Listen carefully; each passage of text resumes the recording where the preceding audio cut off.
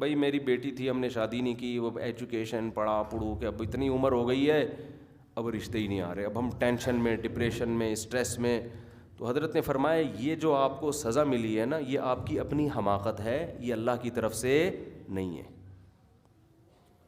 اور وہ تو اس سے تو انسان اور ڈپریشن میں جاتا ہے کہ یار اس ٹینشن میں ثواب بھی نہیں مل رہا ہے. تو فرمایا آپ توبہ کر لو, تو اب اس ٹینشن میں اللہ شوہر دے نہ دے ثواب بہرحال دے گا.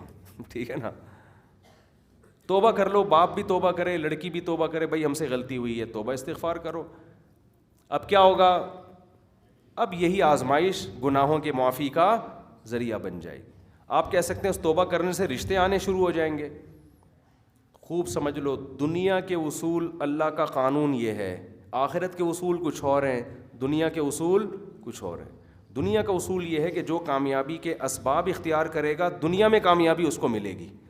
آخرت کے اصول یہ ہیں کہ جو آخرت کی کامیابی کے اسباب اختیار کرے گا آخرت میں اس کو ملے گی.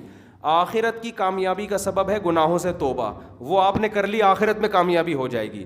دنیا میں کامیابی کا سبب صرف توبہ نہیں ہے, دنیا میں کامیابی کا سبب یہ ہے کہ جب آپ کی بچی کے رشتے آ رہے تھے اس وقت ہاں کرنی چاہیے تھی, دیر کر دی, اب اللہ کی مشیت پر ہے, ہو بھی سکتا ہے اور نہیں بھی ہو سکتا, زیادہ تر کا تو نہیں ہوتا. سمجھ میں نہیں آ رہی بات؟ تو حضرت نے فرمایا اب آرام سے بیٹھ جائیں, کوئی اللہ کرا دے اچھا تو ٹھیک ہے, نہیں تو صبر کریں, اسی میں امید رکھیں اللہ خیر کا انتظام کر دے گا. بس اس کی ایک اور مثال دیتا ہوں میں جس سے بات اور سمجھ میں آئے گی. ایک خاتون میرے پاس آئیں کہ میں نے اپنی بچی کو ایک انگلش میڈیم اسکول میں پڑھایا جس کا مذہب سے دور دور کا کوئی تعلق نہیں. بچی ماں باپ چاہتے ہیں ہمارا بچہ ماڈرن بنے, ایسے اسلامک اسکولوں میں جائے گا تو مولوی ٹائپ کا بن جائے گا, دعائیں سیکھ کے آئے گا, نہیں یہ ہم تھوڑا سا بالکل انگریز جیسا بنانا چاہتے ہیں اپنے بچے کو. تو خاتون رو رہی تھی بیچاری, وہ کسی کو نہیں پتہ چلے گا کہ میں کس کی بات کر رہا ہوں, بات بھی پرانی ہو گئی ہے. مجھے کہنے لگیں کہ میری بیٹی کو ایجوکیشن میں پڑھتی تھی, لڑکوں سے دوستیاں ہوئیں, موبائل اینڈ فون, اور اتنی بگڑ گئی ہے کہ اب میں نے توبہ کر لی ہے, اپنی بچی کو میں دوسری بچی کو ایسے اسکول میں نہیں ڈالوں گی. یہاں تک اللہ معاف فرمائے پینے پلانے کا بھی شغف شروع ہو گیا ہے. نہیں ہوتا عام طور پہ, ہمارے معاشرہ اتنا برا نہیں ہے, لیکن جا اسی طرف رہا ہے. آج نہیں ہو رہا تو اگلی نسل میں شروع ہو جائے گا, تو زیادہ ٹینشن نہ لیں اس کی آپ. آج نہیں ہو رہا نا, اگلی نسل میں ہو جائے گا پینا پلانا بھی. پنجاب یونیورسٹی میں چرس تو آ گئی ہے الحمدللہ. بعض دفعہ الحمدللہ تھوڑا سا طنز کے لیے بھی ہوتا ہے کہ جو ہماری گورنمنٹ چاہتی تھی وہ گورنمنٹ کے حساب سے الحمدللہ پنجاب یونیورسٹی میں چرس آ گئی ہے. کیونکہ جہاں کو ایجوکیشن ہوگا عیاشی بھی ہوگی, ڈپریشن بھی ہوگی, عشق معاشقے بھی ہوں گے. پھر ٹینشن کو ختم کرنے کے لیے پتہ نہیں جھانگا ہوتا ہے, کیا ہوتا ہے, گانجے بھی چلیں گے, شیشے بھی چلیں گے, حکے بھی چلیں گے.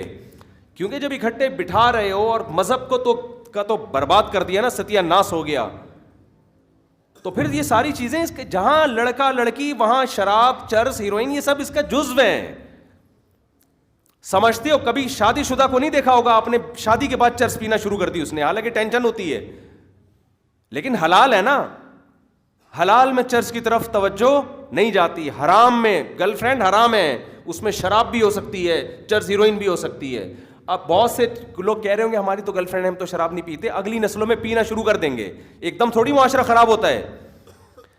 تو پنجاب یونیورسٹی میں الحمدللہ چرس اور ہیروئن کا تو مجھے نہیں پتا, چرس ورس سب نہیں پی رہی بھائی, کوئی پنجاب یونیورسٹی میں پڑھ رہی ہو یا پڑھ رہا ہو تو یہ نہ سمجھے کہ میں اس کو چرسی کہہ رہا ہوں, لیکن الحمدللہ شروع حساب کتاب ہو گیا ہے. اور میں پشاور جب بھی جاتا ہوں میں پختون بھائیوں سے کہتا ہوں اللہ کا واسطہ تمہارا معاشرہ ابھی من حیث القوم اس میں حیا غالب ہے, شرم زیادہ ہے, ماں باپ کا احترام, دادا دادی نانا نانی احترام ہے. اللہ کا واسطہ کو ایجوکیشن کو ختم کرو, ورنہ تمہاری جو قوم کے اندر ایک خاندانی مضبوط نظام ہے, اگلی نسلوں میں یہ برباد ہو جائے گا.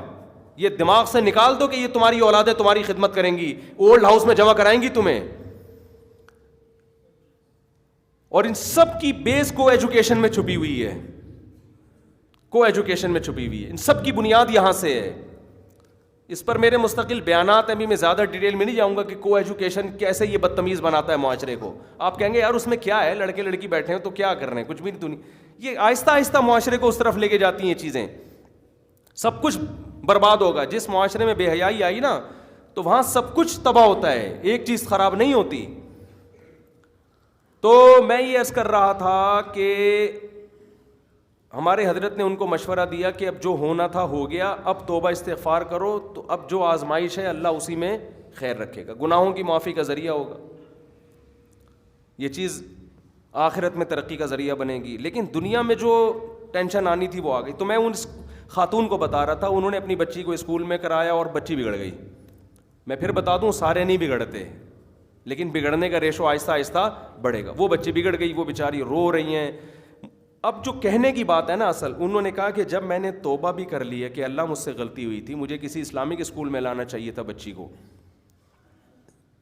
یا اگر ایسے اسکول میں بھیجا تھا تو بہت سخت نگرانی کرنی چاہیے تھی, اس کو سمجھانا چاہیے تھا کہ بیٹی کسی سے لڑکوں سے دوستیاں نہ لگانا, موبائل چیک کرنا چاہیے تھا. بھیج دیا کسی مجبوری سے, تعلیم کی نیت سے, تو اب نگرانی تو کرو نا, نگرانی بھی نہیں کی. تو کہہ رہی ہیں جب میں نے اپنے ان جرموں سے توبہ کر لی ہے تو اب بچی ٹھیک کیوں نہیں ہو رہی, اللہ تو گناہوں کو معاف کرنے والا ہے. اس خاتون کو تو میں نے جواب نہیں دیا, کیونکہ میں جواب دیتا تو بیچاری اور پریشان نہ ہو جاتی. لیکن آپ کو جواب دے رہا ہوں کہ اللہ آپ کی توبہ قبول کرے گا. آخرت میں آپ کو اب سزا نہیں ملے گی کہ بچے کو بگاڑا, کیونکہ توبہ کر لیا آپ نے. لیکن دنیا میں جو فطرت کا قانون جو اللہ نے بنایا ہے وہ بدلتا نہیں ہے. دیکھو ایک مثال دے کے بس بات ختم کرتا ہوں. آپ کسی پتلی سی دیوار پہ چلتے ہوئے جا رہے تھے, نیچے آگ جل رہی ہے. لوگوں نے کہا یار اتنی دیوار سے نہ چل, گر گیا نا تو تیرے پاس آپشن نہیں ہے بچنے کا, جلے گا. یہ تجربہ کسی اور جگہ کر لے جہاں نیچے گرے تو گدا ہو یا مٹی ہو, چوٹ لگے گی, اس کا علاج ہو جائے گا. آگ میں جل کے نہیں ہوتا. آپ بنے فنٹر, آپ کو کیا تھا, فنٹر گیری میں آئے ہوئے تھے. سردیوں میں چلو چھوڑو, پھر وہ کسی پہ طنز نہیں کرنا چاہیے. تو آپ نے اس پتلی دیوار پہ چلنا شروع کیا فنٹر گیری میں کہ مجھے آتا ہے, پاؤں سلپ ہوا اور آگ میں گر گئے آپ. خودکشی کا گناہ ہوگا کہ نہیں ہوگا, بولو نا. لیکن گرتے ہی آپ کو خیال آیا اللہ معاف کر دے, میں نے جرم کیا. اللہ کہے گا معاف کر دوں گا. لیکن کیا اس توبہ سے آپ آگ اچھال کے آپ کو باہر پھینک دے گی؟ وہ تو جلو گے بھائی. آگ کا کام ہے جلانا.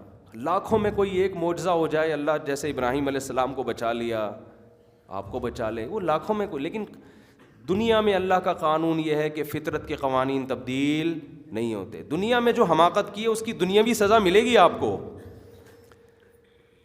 ایک واقعہ میرے سامنے آیا, کسی خاتون نے خودکشی کی, آگ میں جلا دی اپنے آپ کو, کوئی شوہر کے مظالم سے تنگ آ کے یا کوئی ساس واس کا چکر تھا. خودکشی کے نتیجے میں وہ مرنے سے بچ گئی, لیکن ہاسپٹل میں اتنی بیمار ہو گئی کہ ڈاکٹر نے کہہ دیا ان کے بچنے کی امید نہیں ہے. اس خودکشی کرنے والی کو خیال آیا کہ میں نے غلط کیا ہے. اس نے اللہ سے گڑ گڑا کے توبہ کی, اپنے آپ کو جلا دیا تھا. توبہ کی, اللہ میں معافی مانگتی ہوں, میں نے یہ مسئلہ پرسوں کسی نے مجھ سے پوچھا, کوئی واقعہ ہوا ہے کہ میں نے اللہ جرم کیا مجھے معاف کر دے. واقعی ندامت ہو گئی, اور اس کے بعد اگلے دن اس کی ڈیتھ ہو گئی. قانون یہی ہے کہ جب توبہ کر لی تو اللہ نے کیا کر دیا, اب خودکشی کا جرم نہیں ہوگا. اور یہ کتنی خوش قسمت ہے کہ اس کو موت سے پہلے توبہ کا موقع مل گیا, اللہ معاف کر دے گا. لیکن جو آگ سے جلا ہے, اس سے جو باڈی ڈیمیج ہوئی ہے وہ ریکور نہیں ہوگی, موت کے منہ میں بالآخر چلی گئی. ہاں یہ کہ گناہوں سے پاک ہو کر گئی ہے. علماء کہتے ہیں خودکشی اس لیے بھی بہت بڑا گناہ ہے کہ یہ ایسا جرم ہے جس کے بعد توبہ کا آپشن ہی ختم ہو گیا. جو بھی جرم کرتا ہے نا انسان, تو توبہ کے لیے مہلت ملتی ہے. خودکشی تو جرم ہی مارنا اپنے آپ کو ہے, تو توبہ کا کے دروازے ہی بند ہو جاتے ہیں اس کے لیے. اس لیے خودکشی زیادہ بڑا جرم ہے باقی گناہوں کی نسبت. ہر ایک ایسا تھوڑی خوش قسمت ہوتا ہے کہ اس کو مہلت مل جائے, بچ جائے اور توبہ کا ٹائم مل جائے.